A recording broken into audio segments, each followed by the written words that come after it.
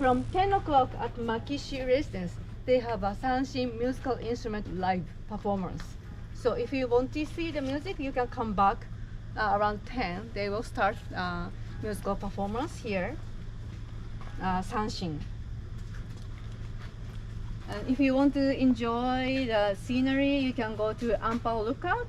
You can walk up and you can see the nice ocean over there. And these are the old residents. And this is the Squirrel Monkey Garden.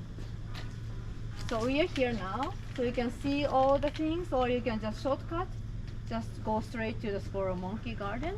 And in here, you can leave your bag and open the door, and you go enter the Squirrel Monkey Garden, and you enjoy, and then come back. You will exit at the same place, so you can pick up your bag here. I think they're going to have a performance here in a little bit, so I want to try to catch that before I go over to the monkeys then.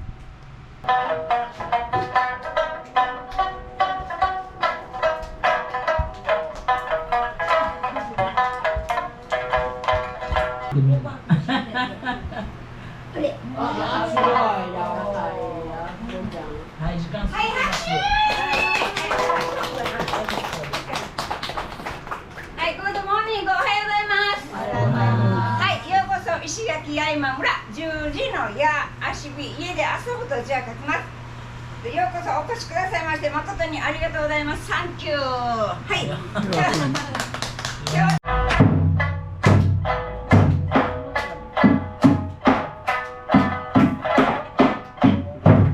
四季のどこびの味は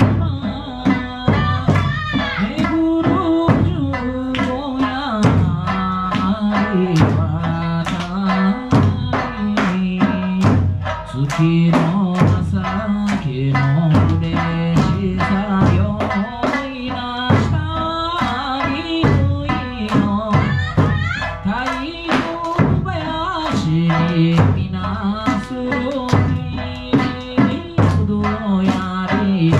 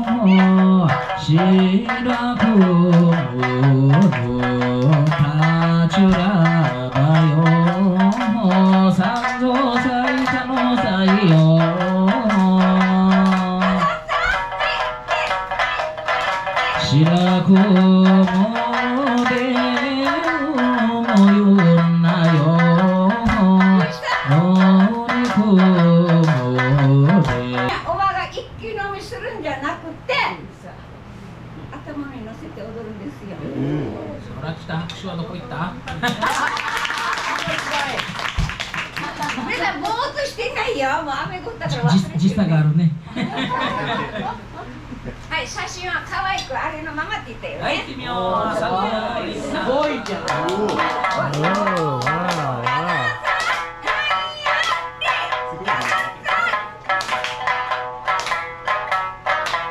いやー、さどやのくやまによ。